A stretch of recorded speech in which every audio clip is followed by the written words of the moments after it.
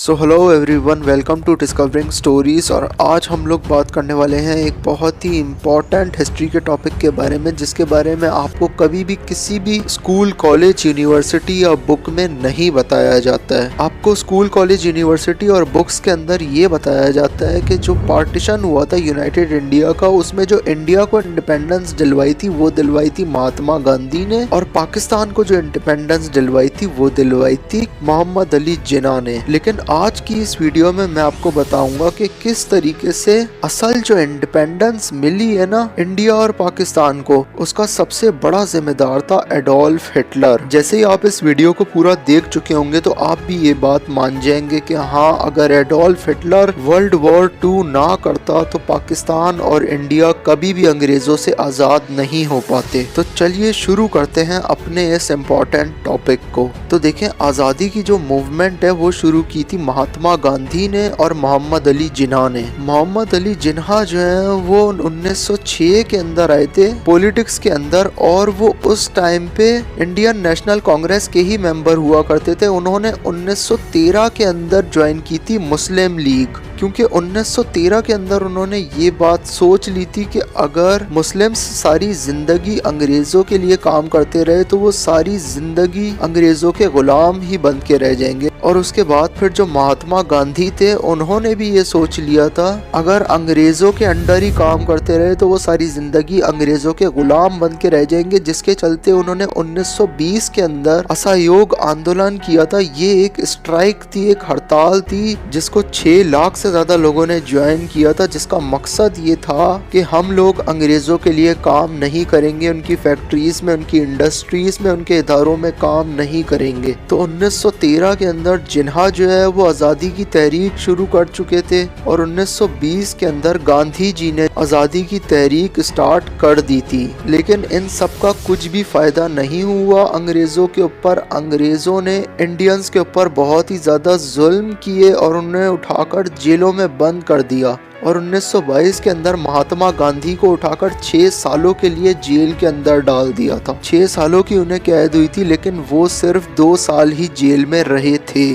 तो अब आप लोग समझ पा रहे होंगे कि जिन्ना और गांधी के ये आंदोलन करने का, यानी कि स्ट्राइक्स करने का कोई भी फायदा नहीं हो रहा था अंग्रेजों के ऊपर। और उसके बाद फिर 1930 के अंदर महात्मा गांधी ने सॉल्ट सत्याग्रह किया, यानी कि नमक हड़ताल की अंग्रेजों के खिलाफ। और वहीं अल्लामा इकबाल जो मुस्लिम लीग के ही एक मेंबर थे, उन्होंने 2 नेशन थ्योरी पेश कर दी थी, जिसका मकसद ये था कि मुसलमान और हिंदू 2 अलग अलग कौमें हैं, ये एक साथ नहीं रह सकते। लेकिन मुस्लिम लीग का और कांग्रेस का ये सब करने का कुछ भी इम्पैक्ट अंग्रेजों के ऊपर नहीं पड़ता था। वो हमेशा इनकी इस स्ट्राइक्स का जवाब जुल्म करके दिया करते थे। तो अब आप लोगों को नजर आ रहा होगा कि जिन्ना और गांधी इस तरीके से आजादी नहीं ले पा रहे थे, और अगर ऐसे ही चलता रहता तो ये लोग आजादी कभी भी नहीं ले पाते। क्योंकि जो पहला रिवॉल्ट हुआ था अंग्रेजों के खिलाफ वो हुआ था 1857 में, और अब आ गया था 1930, और 1930 तक ये लोग अंग्रेजों के खिलाफ थे, यानी कि 77 ईयर्स हो गए थे। लेकिन ये लोग आजादी लेने में बिल्कुल नाकाम थे।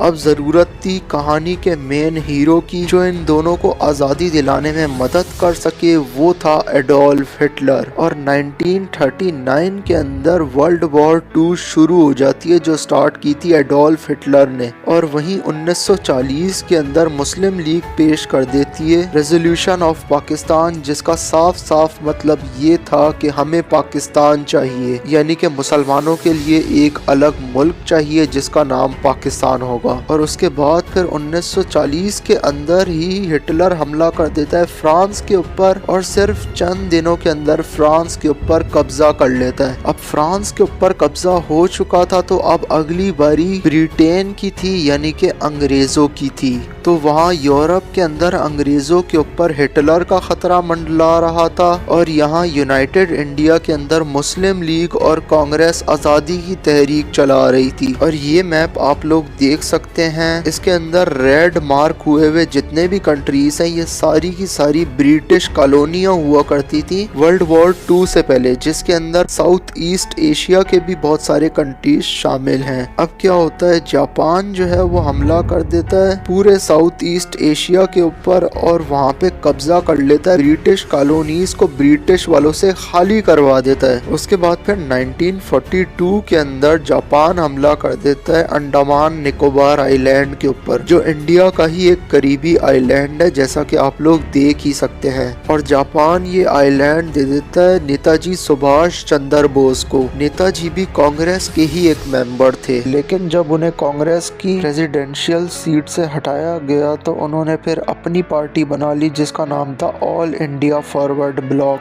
जो अंग्रेजों के खिलाफ जंग लड़ रहे थे इंडियन नेशनल आर्मी बना के। अब जापान इंडिया के करीबी आइलैंड पे भी कब्जा कर चुका था और पूरे साउथ ईस्ट एशिया के ऊपर भी कब्जा कर चुका था। तो अब अंग्रेजों को 3 जगह पे जंग लड़नी थी, एक तरफ जापान से, दूसरी तरफ हिटलर और जर्मनी से, और तीसरी तरफ इंडिया के अंदर जो आज़ादी की तहरीक चल रही थी उसे भी कंट्रोल करना था। और फिर 1942 के अंदर कांग्रेस शुरू कर देती है क्वाइट इंडिया मूवमेंट। इस स्ट्राइक का मकसद ही आज़ादी लेना था। और उसके बाद फिर 9 अगस्त 1942 को कांग्रेस के सारे टॉप लीडर्स जो है वो अरेस्ट हो जाते हैं और उन्हें नामालूम जगहों पे शिफ्ट कर दिया जाता है। और जैसे ही कांग्रेस के टॉप लीडर्स को अरेस्ट किया जाता है, वैसे ही जो है वो रेलवे ट्रैक्स को तबाह कर देते हैं लोग, टेलीग्राम लाइंस को भी तबाह कर देते हैं और ब्रिजेस को भी तबाह कर देते हैं। अंग्रेजों के लिए काम करना बिल्कुल छोड़ चुके होते हैं। अब इस टाइम तक अंग्रेजों के ऊपर बहुत ही ज्यादा प्रेशर आ चुका था। एक प्रेशर तो हिटलर का था, दूसरा प्रेशर जापान का था और तीसरा प्रेशर इंडिया के लोगों का था।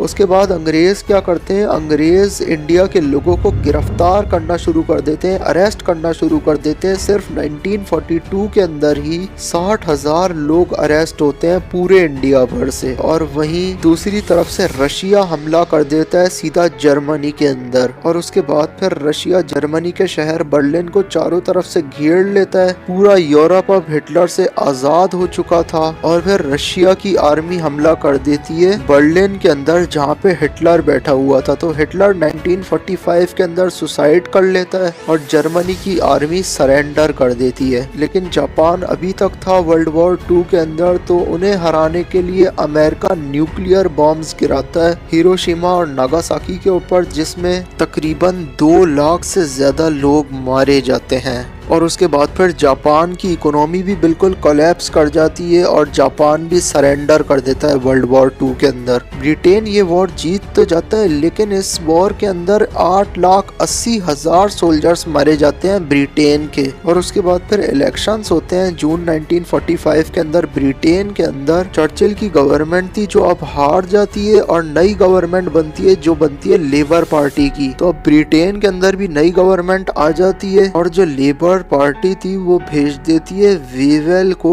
इंडियन लीडर्स के साथ नेगोशिएशन से स्टार्ट करने के लिए। उसकी वजह ये थी कि ब्रिटेन पहले ही 8,80,000 सोल्जर्स लॉस कर चुका था वर्ल्ड वॉर 2 के अंदर और काफी ज्यादा नुकसानात उठा चुका था। तो अब उनको अपने आप को ही डेवलप करने की जरूरत थी। और साउथ ईस्ट एशिया के अंदर ब्रिटेन वैसे भी गवर्नमेंट कर रहा था सिंगापुर वगैरह के अंदर, और वहाँ पे कोई भी आजादी की तहरीक भी नहीं चल रही थी। लेकिन क्योंकि इंडिया के अंदर आज़ादी की तहरीक बहुत ही ज़्यादा चल रही थी, तो अब ब्रिटेन सोच लेता है कि हमें अब यहाँ से चले जाना चाहिए। तो जून 1945 के अंदर ही कांग्रेस के सारे लीडर्स को रिलीज कर दिया जाता है और डिस्कस की जाती है वीवेल ऑफर वाइसरॉय वीवेल के थ्रू, और एक कॉन्फ्रेंस रखी जाती है शिमला के अंदर। लेकिन जो शिमला कॉन्फ्रेंस है वो फेल हो जाती है, क्योंकि जो जिन्ना थे वो डिमांड कर देते हैं कि मुस्लिम मेंबर्स जो है वो नॉमिनेट सिर्फ मुस्लिम लीग करेगी। और ये बात कांग्रेस को बिल्कुल भी पसंद नहीं आती है, क्योंकि कांग्रेस के जो प्रेसिडेंट थे उस टाइम पे वो थे मौलाना अबुल कलाम आजाद। तो अगर मुस्लिम लीग ही सारे मुस्लिम मेंबर्स को नॉमिनेट करती तो यकीनन वो कांग्रेस के प्रेसिडेंट जो मुस्लिम थे मौलाना अबुल कलाम आजाद उन्हें नॉमिनेट नहीं करती। तो कांग्रेस को ये बात पसंद नहीं आती है और शिमला कॉन्फ्रेंस फेल हो जाती है। और एक कैबिनेट बनाया जाता है जिसके अंदर 3 मिनिस्टर्स होते हैं। उन्हें उन्हें इंडिया भेज दिया जाता है और कैबिनेट जो है वो रिजेक्ट कर देता है पाकिस्तान की डिमांड, यानी कि पाकिस्तान जैसा कोई भी कंट्री बनाने को वो कैबिनेट तैयार नहीं होता है। और जुलाई 1946 के अंदर जो मुस्लिम लीग है वो विड्रॉ कर लेती है अपनी एक्सेप्टेंस को और वो 16 अगस्त को कॉल दे देते हैं डायरेक्ट एक्शन की पाकिस्तान लेने के लिए। और मुस्लिम्स इतना ज्यादा एहतजाज पे निकल आते हैं कि अंग्रेजों को समझ आ जाता है कि ये दो कौमें एक साथ नहीं रह सकती हैं, हमें मुस्लिम्स को अलग कंट्री देना पड़ेगा। और वो पाकिस्तान को एक्सेप्ट कर लेते हैं और वो ये अनाउंस कर देते हैं कि वोटिंग होगी तमाम स्टेट्स के अंदर कि कौन सी स्टेट पाकिस्तान की तरफ जाना चाहती है और कौन सी स्टेट इंडिया की तरफ जाना चाहती है। और 20 फरवरी 1947 को अंग्रेज ये अनाउंस कर देते हैं कि हम 30 जून 1948 को इंडिया कंप्लीटली छोड़कर चले जाएंगे। और जो वोटिंग हुई थी उसमें कश्मीर किसका था वो जानने के लिए आप लोग यहाँ पे क्लिक कीजिए। हिस्ट्री के ऊपर और भी वीडियोस आगे चल के आती रहेंगी, तो चैनल को सब्सक्राइब करके बेल आइकन दबा के ऑल पे क्लिक कर दीजिएगा, तो जब भी अगला वीडियो आएगा हिस्ट्री के ऊपर तो आप लोगों को नोटिफिकेशन आ जाएगा। मैं मिलूंगा अगली वीडियो में, तब तक के लिए